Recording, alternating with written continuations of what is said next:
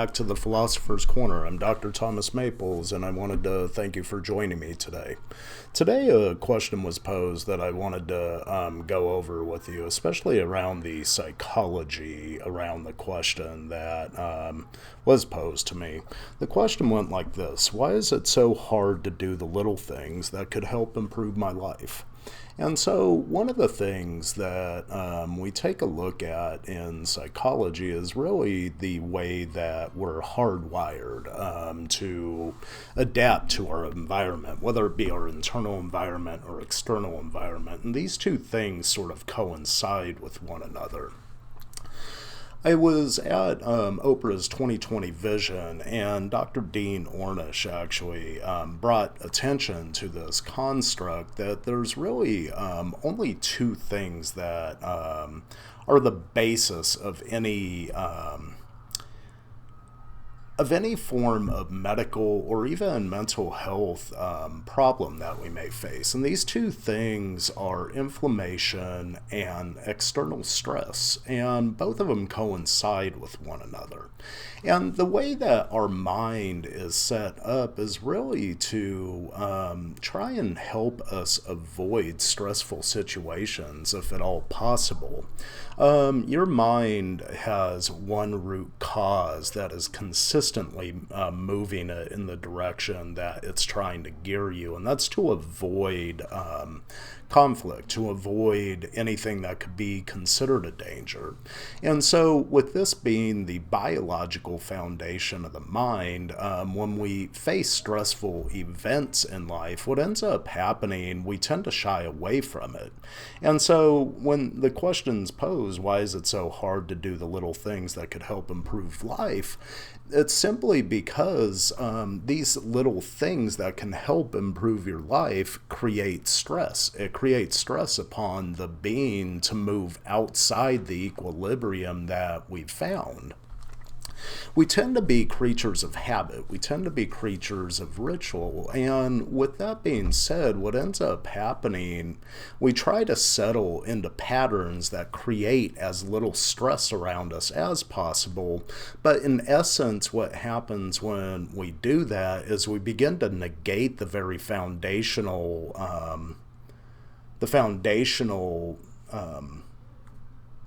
the very foundation of our own personal growth journey. And so what ends up happening at a foundational level, we all have the propensity to grow. Like a tree who sprouts from the ground, its eternal essence is found within the seed that was originally implanted. And what happens as it begins to be nourished both by water, the soil of the ground, and the sun, it begins to sprout up towards its life-giving force, which is the sun.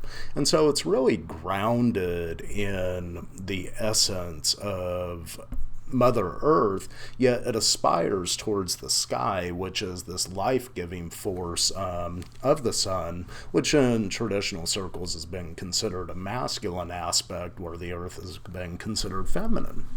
And so what happens when we begin to grow, it's not a comfortable position. Anyone who has grown up can remember the time of adolescence, of early childhood, with growing pains and all the individual psychological pains we may have undertaken, as well as physical pains. And so growing, in essence, is not a comfortable journey. It's a hardship. And if you want to grow in life and realize your own potential, one of the biggest things that we have to do is to begin to become comfortable with the adversities present, the stress present. And it's not that we have to create a high degree of stress, because as Dr. Dean Ornish had said before, stress is a number one cause of both our internal and external disequilibrium. And so what ends up happening with that is we have to find a balance between the growth and the life. The growth and the life. the growth, and the life. And so things begin to fragment at first, and then they mend back together, and they grow stronger in this way. And we got to set the stage for this to be a continual journey throughout the life. So why is it so hard to do the little things that could help improve life? It's simply because the ritual that has been engaged in over the past however long has become complacent. It hasn't allowed you to grow. And this taps into the mind's natural state of wanting to have that complacency, that safety. But when you find that to be the case, it's time to stir things up. It's time to change the direction and then move it forward. Because really, that's ultimately what will allow you to grow and will allow you to advance confidently in the direction of your dreams. And so until next time, I look forward to speaking with you. If you have direct questions, please feel free to contact me via any of my social media outlets, and I'd be happy to answer any questions you may have.